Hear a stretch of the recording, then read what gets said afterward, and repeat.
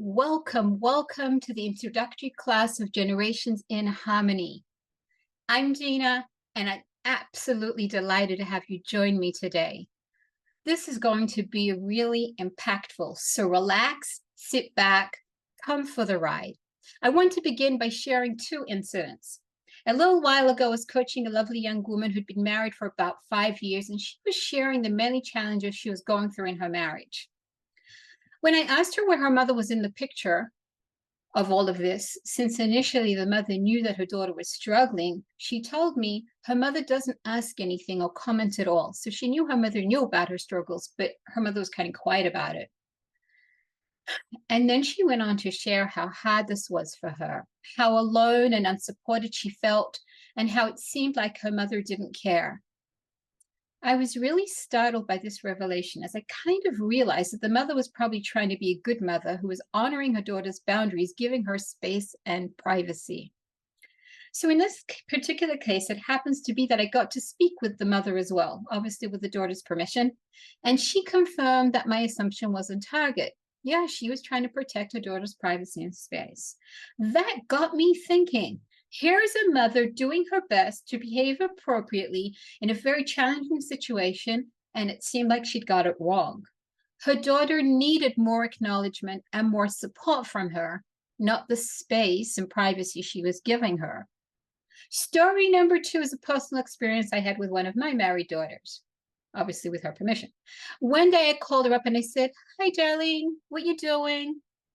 This, I have since noticed, is a common opening to my hellos to my married kids.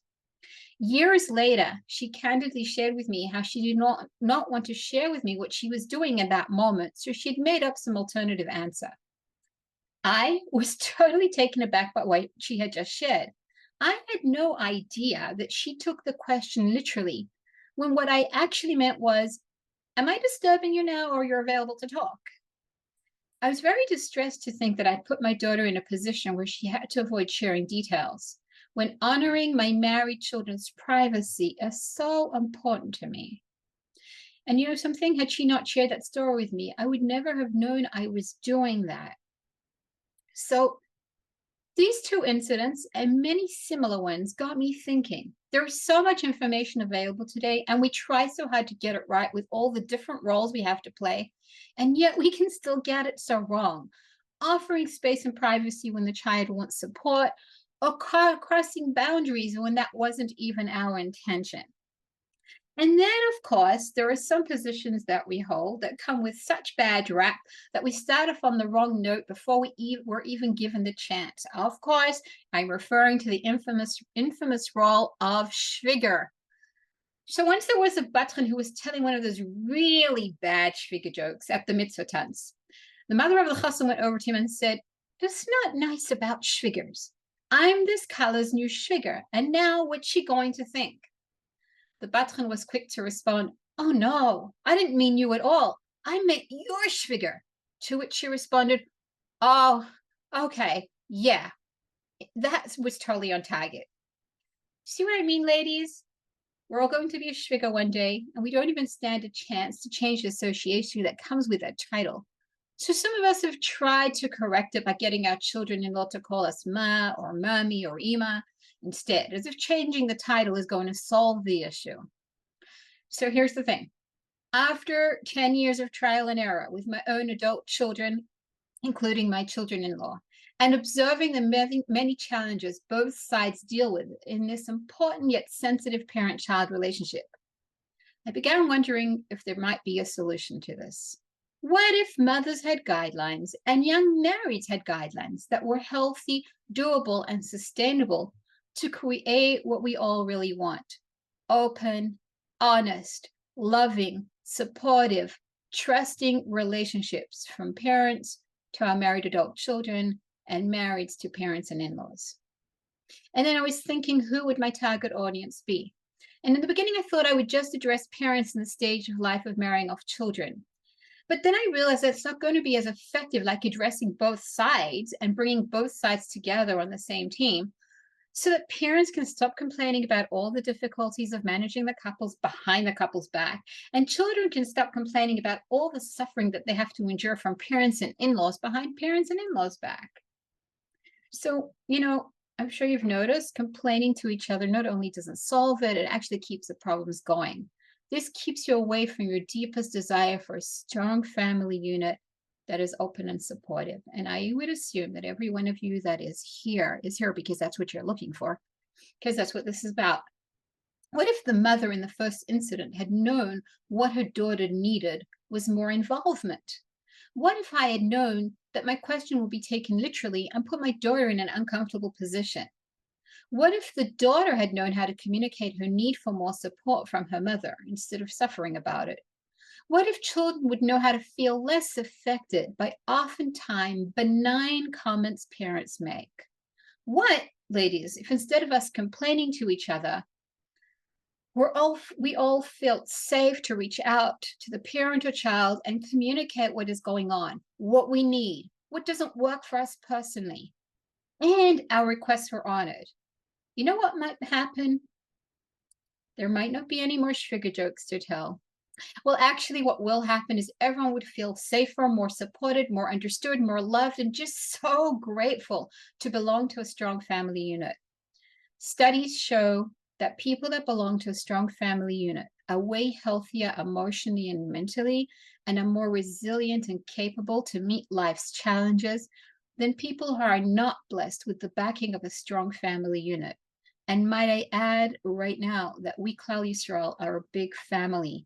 And when we hold strong together, we are supporting all of those that need our support and those brave soldiers that are fighting on our behalf to protect our country and our people with Hashem's help. So, more resilience, greater emotional mental health, that's nothing to sneeze at, given that life's demands just seem to be getting more and more complicated. So parents, what if you knew what to do to help ensure the smoothest possible transition for your child into marriage and at the same time keep your relationship strong? And young marrieds, what if you knew a few simple yet powerful tips on how to interact with your parents and in-laws so that they are able to support you and meet your needs in the best possible way, and so that you can put all your energy into your marriage and young growing family, knowing that your parents are proud of you and your happiness and well-being is what they care about most. So here's the thing. This kind of result doesn't happen by chance. Wow, you're just so lucky to have such a loving family. This requires conscious input from both parents to children and children to parents. And I'm committed to bringing you the information that is both practical and impactful to help you create that. So I'm going to give you a taste of this in today's session. So today we're going to learn the 6 crucial topics to be addressed before your child gets married to protect their space, privacy, and space after marriage. Do you know why parents get involved, much to the upset of the young married couple? Because they worry, they care, they want to know you're okay. But it disturbs the young couple, bonding and learning and growing and meeting their challenges together. But if you know these topics and you share it with your child before marriage, you can feel at peace and relaxed and not worry, because they'll have the tools to manage and navigate whatever they have to. Next, the root cause of relationship upset and why you want to prevent resentment from piling up. There is actually a root cause that we can identify. And here's the thing, once it's identified, you can also release the relationship upset. Now, part of relationships, it's a given, it's a package deal. There's going to be times when we upset each other. And if we don't know how to deal with it, resentment is going to pile up, and that's really damaging. So we'll see a little more about that. We're going to learn the root cause today, so you can already apply that information right now in your relationship. And then we're going to talk about normal marriage issues versus red flag issues and why it's important to address them as soon as possible. So imagine you just know how to identify what's normal and what requires further intervention and to be treated more seriously. And finally, I am going to take the group through a special surprise bonus group experience. So this is exciting.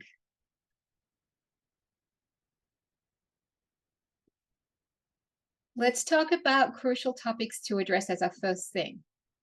So like I said, we sometimes over honor the invisible boundaries or cross those invisible boundaries, mostly because it isn't clear for everyone involved. Parents really care. They really want to know that their married children are okay. Sometimes they're too enthusiastic about making sure their kids are okay, which puts pressure on the children. Young marrieds on, do you identify?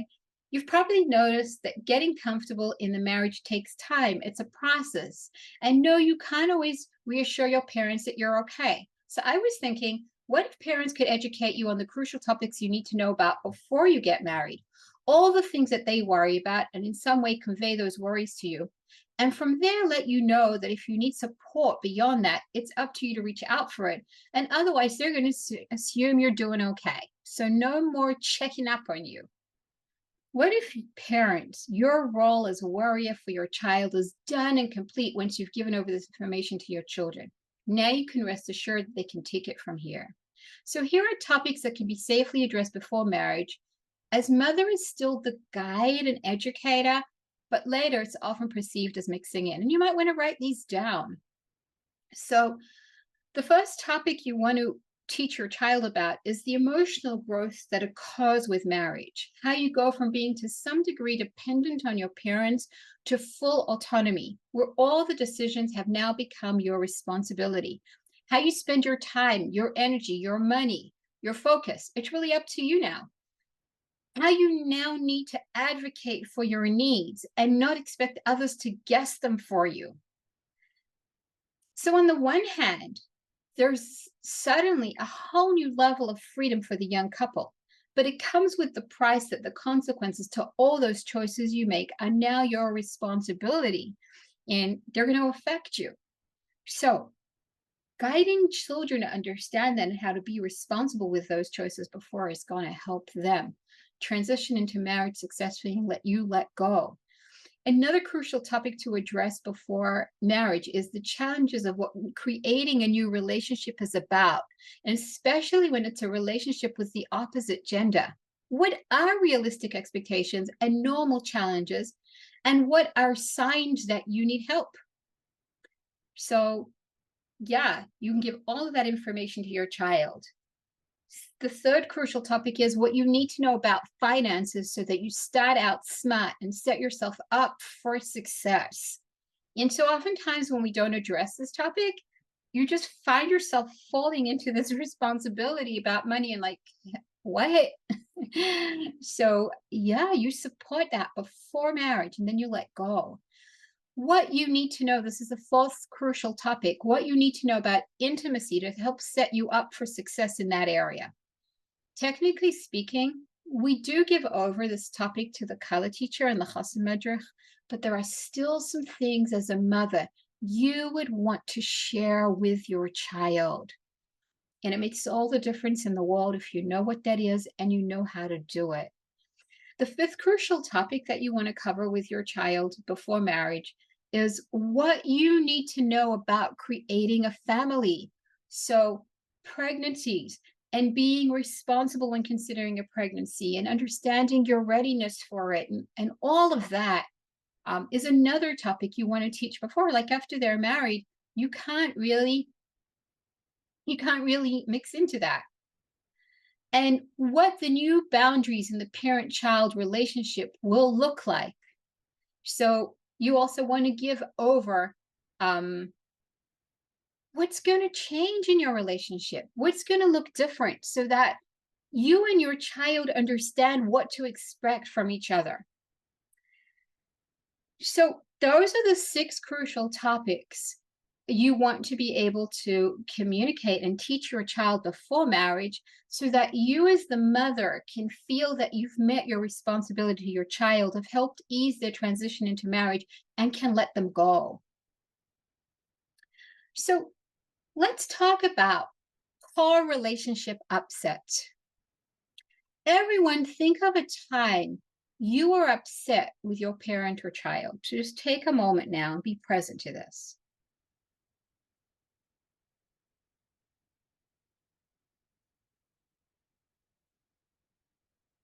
Got a moment? So once you've pinned the specific moment down when you were upset at a parent or at a child, ask yourself this question.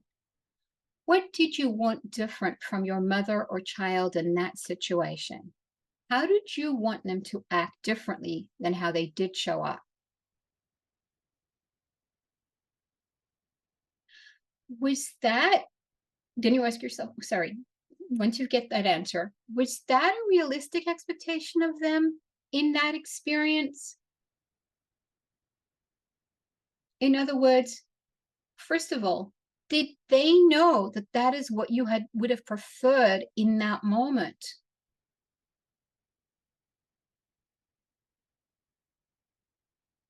Did they know that? Ask yourself, did they know that that's what you wanted? Next, ask yourself, were they capable of delivering that based on their ability and the circumstances they were in? So, did they know? And were they capable?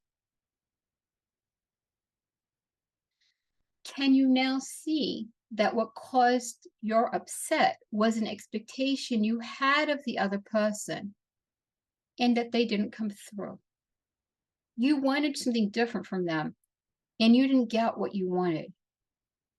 Can you see that that happened either because you weren't aware of because they weren't aware of the expectation, or they weren't able to meet that expectation in that moment? They were limited in that moment to meet it. So they either didn't know or they were limited. Can you see that? Now, just by going through that set of questions, I want you to take a moment to hold this information as it applies to the scenario you chose. And now, what do you notice has happened to your core upset?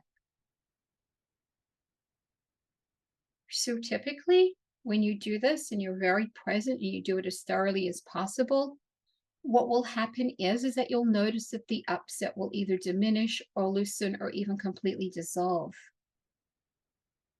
Now, on the actual program, we have fun sharing your answers to this on the Q&A live classes together. I ask for volunteers, and that's the fun part as we interact in there in this way. Now, there's another core issue that contributes to relationship upset that we're going to explore in the program itself. And by just changing that pattern, you can prevent a lot of upset for yourself and the relationship. Okay. So I'm going to give you a hint, but I'm not going to open it up here because we don't have time for that. But just to let you know what you can expect and what's coming. And it has to do with our subjective interpretations we place on another person's actions. So someone does something, and that's just the fact they did something, but then we interpreted it in a certain way.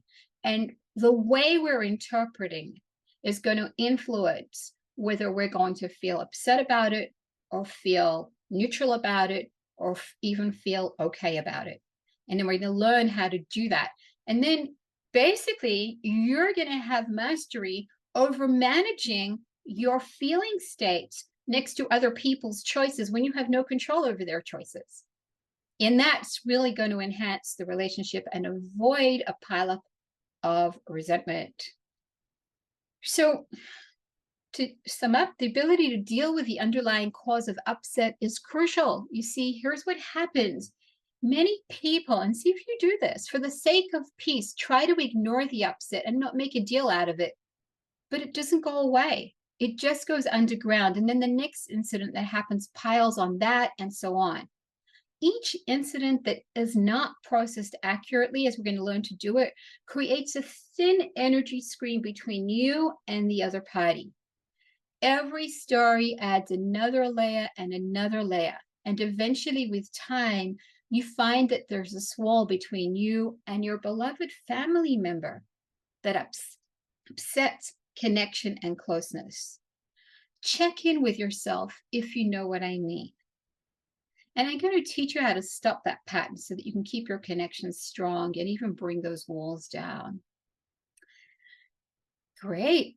So we've talked about the 6 crucial topics you're going to want to cover if you want to feel confident as you help your child transition into marriage. We've talked about core ups and taking you through an experience to see how that works. And that just gives you a taste of the interaction and the practical application of the information on this program. And then what places an issue into the category of normal and when does it become a red flag issue? So, of course, everything we go into much greater detail, but to give you a taste. So it's crucial for parents and young marrieds alike to know. You see, the sooner serious problems are addressed, the faster and more efficiently they can be solved and less damage is collected along the way. Then when issues are not addressed because people are unsure if it's even meant to be an issue, right? So then it's like we keep doubting ourselves and then we don't address them. And by the same token, knowing what issues are normal means that you don't over catastrophize an issue that's normal and typical of that area of life. So, what is normal? And here goes. And anyone that's married here will relate to this. Everyone has to deal with figuring out how to manage male and female differences. Okay, that's normal. Everyone has to learn how to figure out how to get along peacefully when there are differences in temperament. Temperament are innate personality traits we are born with and will pretty much stay fixed for life. For example, a person who might be really introverted versus someone else who's extroverted is temperament. One might be a really action-oriented person and the other is more of the thinking type and seeking more calm, there's temperament. One is more determined, resilient, and the other gives up easily. So those are temperaments we have to learn to accommodate, that create differences in marriage. And it's normal. Now, we all come with limitations. We have our positive side and less developed side. You could call that our midas.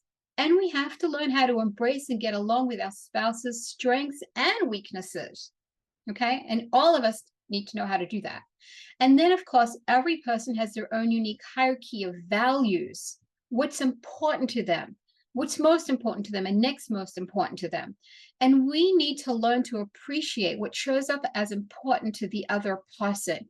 So typically, we think if it's important to me, it has to be important to you. But no two people's set of hierarchy of values are the same. And rather than changing people over, we need to learn how to honor what's important. So even, this one's a typical one, like how to use money or save money. That's often what's important around money and how important money is, what goes up higher, family or career. Everyone has a different hierarchy of that and learning what to do with that when differences show up. We all have to deal with it. These are considered normal. And then meeting each other's intimacy needs is another normal area of marriage that often needs to be dealt with. Okay. And then finally, there are differences in attachment styles that need to be addressed and navigated. How close and how much space each need from the other. And we're all wired a little differently, aren't we? So all of these differences are actually normal, average, and belong to everyone to deal with. Of course, there are other areas that are considered normal that need to be addressed, but these are the typical areas that present differences and challenges in working out how to resolve them. These belong to the couple to work on. They're private and personal. Good marriage programs and coaching or mentoring can help couples navigate these very normal issues. But letting your child know this is what you're going to need to learn to deal with and learn how to accommodate. It's normal. It doesn't mean something's wrong. It doesn't mean you're not compatible. It doesn't mean the marriage is over. Okay? So issues that are in the category of more concern and that require intervention are signs of mental health struggles, dysfunction in intimacy, distress in the relationship where you don't feel safe and free to be yourself. Okay. So, and this could be caused by abuse, personality disorders, unhealthy relationship models that a member of the relationship is bringing. Spiritual challenges where one member violates spiritual values you hold dear, or the level of religious observance that was understood would be a part of your lifestyle. Okay, these are already putting us into the next level category. And reckless money spending habits or signs of addiction. All right, so all of these we learn the signs for it and learn how to communicate that and convey that and teach it to our children. And then we know that by giving them information, we've empowered them. And so, of course, there could be more situations that fit the criteria of serious issues. We put them in this category. They are serious because they threaten the marriage relationship. So, we just explored what are considered the typical categories and what are of a more serious nature. So, what is the parent's role in this? And the best thing to do is educate your child about this and set up competent helpers before marriage that your child can reach out to should they encounter a problem. And once again, I reiterate, this way mother can feel safe that she has set up support for her child in case she needs it. And we're going to get into a lot more detail on the program, if and how parents should intervene. Okay, and this is always the question and conflict and cause of distress for parents when they're observing things. Do I intervene or not? So just to respond a little bit to that question of intervening when there's an issue of a more serious nature. So for young marrieds, one rule of thumb to know is that if you're going to need your parents' support down the line, you will want them on your team at some point so they can be emotionally ready to help you. Now, I don't want anyone to act on this information because we need more supportive principles here, but just think about it, okay? Because clearly, if you're going to need your parents' support, they're going to need time to hold whatever's going on for you. And you can't, once it's got to crisis proportions, expect them to be able to carry you through that. And for parents, you want to be available to help your children in the way that they request the help rather than what you personally think they should need from you. This would mean asking, how can I best help you in this challenge? And then honor what your child requests. They are adults now, and they get to say what they need and what they don't need. I say that again. They're adults now, and they get to say what they need and what they don't need. This can be tough on parents at times, and I'm going to offer lots of support on the program for these kind of situations. So let's sum up what we've covered here together.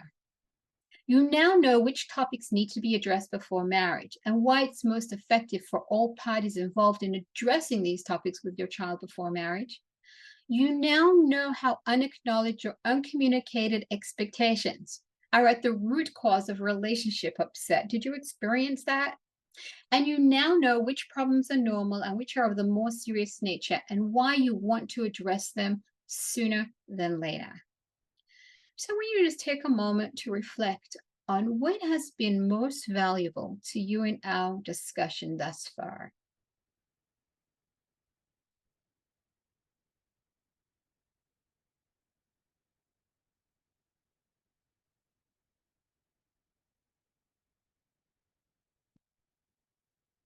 Yeah.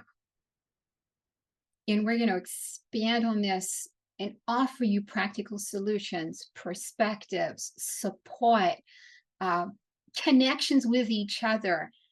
Just, bringing all our secrets out onto the table. We're more alike than different than what we think we are. Okay. So, and what's going on. So, we don't have to navigate this alone, not the mothers who are marrying off their kids and all the struggles and challenges that show up with that, and not the young marrieds.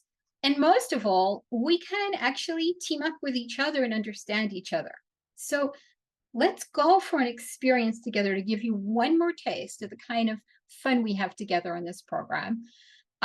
So, because it's going to be a collaborative journey, I'm going to be inviting your participation, feedback, and comments from session to session to make sure that I'm addressing all pertinent issues for mothers of marrieds and young marrieds themselves. Do you want to have a taste of what that might look like? Are you ready? So here are some questions, and I'm going to invite Leigh Miriam, who's the coordinator of the program, here to help me along with this particular activity. Hi, Leigh Miriam. Hi, Dina. Thank you for being here and supporting me in this. All right. So let's go like this. My question to you is, what if this program would open up for you lines of communication with the other party that you might not feel comfortable doing directly? So do you notice that you avoid communicating things because of your concern of the backlash to that, the consequences? So sometimes we just say, okay, it's better to be quiet. But then that has a different set of consequences to it. But what if over here together, we could convey messages to each other? So I'm going to start with young marrieds. I'm going to ask you this question, and then you can type your answer in the chat, and I'm going to share some of that with the group. So here's the question. What if you can convey messages in a neutral way? Young marrieds, if there was one thing you would want to ask your parents or in-laws to do more of, what would that be? Or if you wanted to ask them to refrain from doing something, what would that be? Now you get permission to go for it. If you could ask for anything you want them to do more of, or anything you want them to refrain from, what would that be? Okay, so you can put any answers that you have into the chat box. So as we wait for those answers to come in, I just want to say that anyone that responds here, any young married that is giving us, and by the way, for mothers marrying off kids, you're also children. What message do you want to give your mother or mother-in-law that you haven't been able to? So you can also join this as a child to parents and give us some of your feedback there.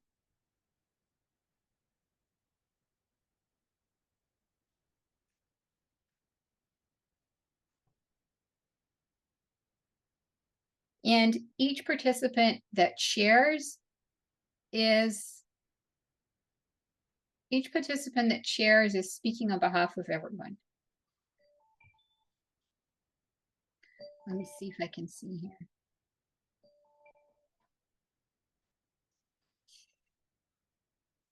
Dina, can you see? Can you read it? Yeah, I would love to be able to share if I would feel my privacy and boundaries are respected or are disrespected. Not sure if I understand that. Like to convey if you feel that your boundaries are being disrespected, or to express your appreciation that it's being respected. I would ask them to refrain from seeing my mistakes and negative things and bringing them up. So if I could tell them anything, please could you stop focusing on my mistakes and then bringing them up? To parents, please don't pry into our financial decisions, especially if we're not relying on your support. Please don't come into the house after 12 a.m. I think that was from a parent to children. I think children feel comfortable that they can do that. Here's another request. Could you call me once in a while so I don't always have to call you? Please don't tell me what your son does wrong and I should change him. Listen to that one. Don't charge me with the mission of fixing your son up. This is a child to parents. Don't pressure us to come for yontiv meals. Lay off on the pressure. It'd be nice if my mother-in-law called me more often. I hope all mothers and mother-in-laws here are listening up. To my mother-in-law, it's hard to ask for help. So if I do, please try not to say no. That's so polite. Give me more praise, validation, affirmation, encouragement. I'd want my parents not to become so emotionally involved. Listen to this one. And I know it's something that's impossible. Well, not after mothers have trained on this program, because we're going to learn the tools how to not do that. And I find it hard when my mother gives me advice on my kids and my grandkids. This is a mother marrying off kids and expects me to cross boundaries to tell them. Yeah. Someone asks, give us please as much space as possible. Okay, you getting the feel of this? So here everyone gets to make your requests and we listen and we're going to share in this way. And everyone's going to learn the experience on the other side that's going to grow more sensitivity and help us meet each other's needs more efficiently. Like Miriam, let's try now asking the mothers So here's my question to you. Mothers of marrieds, so now we're going to ask the young marrieds to listen up, or children to listen up, what their parents might wish they could ask of them, but maybe don't because it's difficult. So mothers to young marrieds, what's your request of them? What do you want them to do more of, or what would you like them to refrain from? And I just want to say this as I wait for the answers to come in. I so appreciate your participation, ladies. This is fabulous.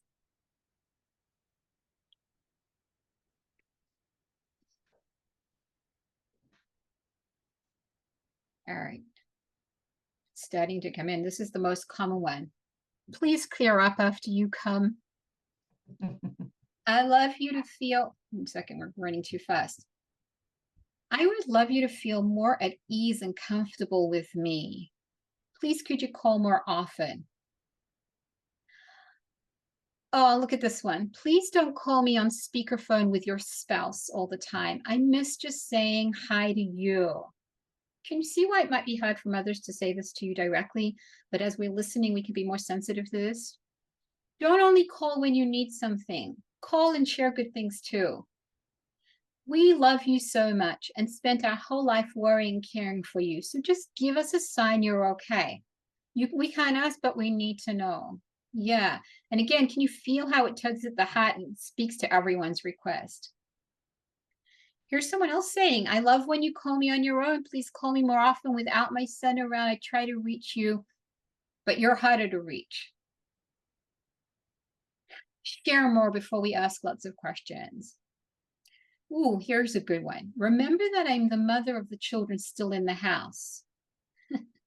Even though you think you're smarter and know better, could you trust me? Mother to daughter, you're married now. Don't expect me to be available all the time. I would love for my kids to express their needs and express them with respect. Please realize how much we love your kids. Please, could you share a little more right after marriage? Don't just say everything is great. We would love if you could stop complaining about every single thing in the home that raised your amazing husband. Ooh, request. All right. They're awesome. All these messages are awesome, awesome, awesome. Speak to the heart of what it's like. So just, feel into that. What was that like for us to hear each other in a safe way? And like I said again, all the young marrieds or children are speaking for all children to some degree, and all of us mothers are speaking as mothers for all mothers. So one of the topics we're going to explore more thoroughly is why is it so hard to communicate certain messages directly, and what you can do about it, and how to make communication easier and more effective. I've often observed, and see if this is true, how most, if not all, problems could be solved if we all felt totally safe to communicate openly about what is going on for us and what we need. And I intend, Be'ezus Hashem, to facilitate that on this program. So, ladies, how will Generations in Harmony benefit you? I really want you to be present to this and see what kind of a gift this could be. We're going to go into much greater detail about the crucial topics to cover. This will give parents a clear idea of what to address before the child gets married and feel confident that their child is well informed going forward and has a plan for further support if they should need it. And for the young married, it will fill in any gaps on topics that your parents didn't address and support you in understanding what is going on for you in those topics. And we're going to go into detail about the changes in the family dynamics and what's mother's new job description as a mother of an adult versus a mother of a child at home. Big shifts. This will set mothers and children up for a healthy dynamic that will create loving connections within healthy boundaries. And it's also going to address what you as an adult child can do to help your parents be the support you wish for them to be in your life while honoring your own boundaries as an adult. We're going to talk about what happens when there's a rupture in the relationship, and why it isn't wise to carry around resentment. We're going to talk about who is responsible for the repair and how to go about repairing the relationship effectively. We'll talk about red flag situations as they apply to either parents behaving in a dysfunctional way towards the married children, really important, and when children behave in a dysfunctional way towards the parent, how to manage those challenging situations and when to reach out for more help. We're going to also talk about red flags in the marriage itself and when to reach out for more help, and when and how parents should or shouldn't get involved in a way that is supportive to the struggling party. We're going to talk about how to find peace in less than ideal situations that don't have a simple solution to them. What if your child is making choices that aren't ideal or even carry serious negative consequences to them? What if your child-in-law isn't who you thought they were or expected them to be? What if the couple doesn't want to be as close as you wished your children would be? What if your child has to deal with difficult parents-in-law and you're seeing that struggle? What if your child is getting bad advice from mentors or other people of influence? What if your child doesn't want to include you? And these are just some of the typical challenges and in families that already have a number of young couples, you're bound at some point to meet up with them. The other day, a friend of mine, in a candid moment, she said to me, she was looking over at my beautiful daughter-in-laws, and she just whispers to me, "So tell me the truth. Like, was it what you expected, or how many disappointed you?" Baruch Hashem, I could report my deep appreciation for them. But yeah, in a family like that, there are bound to be disappointments and issues you can't solve. So what then? And I'm going to support you in that and help you be at a place of total peace, presence, and joy despite that. We're going to do that. See, ladies, I designed this program because I want you to have the gift of a strong family unit. I designed it because I like to find solutions to common problems instead of catching about them. Mostly, I couldn't keep all what I discovered to myself, and that everyone reinvent the wheel when we can help each other get it right from the start. So both parents and young marrieds alike will leave the program with a deeper appreciation of all the changes both sides go through, greater sensitivity and understanding of each other, clarity in what each person's role is, and what healthy boundaries look like, better communication skills, deeper love and connection, confidence in knowing what to do and what not to do in different circumstances. This is the second time we're running the program, and I have to say that the feedback the last time and the specific successes that people shared was heartwarming, especially that many people said, I didn't really think it was crucial for me. Like, things were humming along pretty satisfactory, but I just didn't know how much I didn't know and how much more support I could have and what more I could do and difference that I could make in creating an even closer, more loving, more connected, more harmonious family dynamics. What if you could avoid all the devastating family feuds and upsets that many families have to deal with? Better yet, what if you knew exactly what to do to create the ideal family unit for all the members of that unit? So if you're still wondering if this is for you, is this program for you? Let's take a look. As a parent, do you want to be confident that you met your responsibility as a parent by successfully helping your child transition into marriage? Just tick yes to that. Is that what you want? Do you want to create a harmonious, healthy family unit for all the family members? Yes.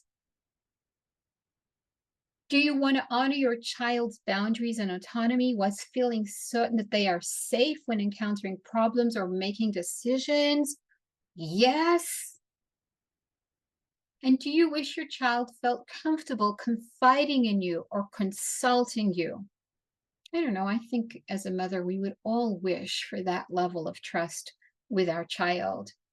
And finally, do you wish to find peace around issues that don't have simple solutions? Because yes, there's going to be situations that don't have simple solutions. If you said yes to even only one of this program was designed with you in mind. But if you said yes to all of this, I would love to have you on here because you're the person that I've created this program for. Let's look at young marrieds as this program for you. As a young married, do you wish you had an effective way to communicate your needs to your parents and in-laws? On the last program, I had a very active young married, and she'd ask all her questions. And I was following her on the program because she'd ask a question and then say what the outcome if she tried the suggestion I made and so on. And I think that she was pretty blown away by certain things that she thought could never change and she might never be able to get simply because she had no idea how to address it effectively. And it was amazing. I mean, I think it was especially in relationship with her mother-in-law, like how many things changed and how many things she was able to get as a result of her applying the effective communication tools that we learn here. So do you want that?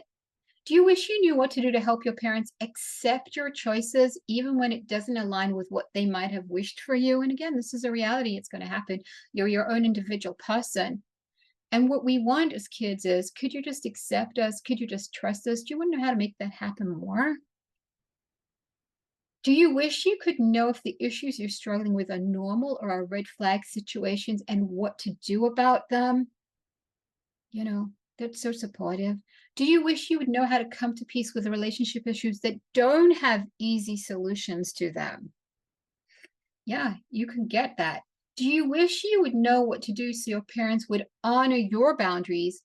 And what are your obligations for Keep It Up for AIM in challenging parental interactions? So this one's a biggie because as soon as there's one member that brings challenge to the relationship, and as children and deep value that we place in Keep It Up for AIM, but then sometimes the impossibility of meeting that because of a member who's bringing some disordered behavior to the relationship, learning how to understand what's your obligation, what not, and especially how to go about that in challenging relationships is a huge gift to yourself.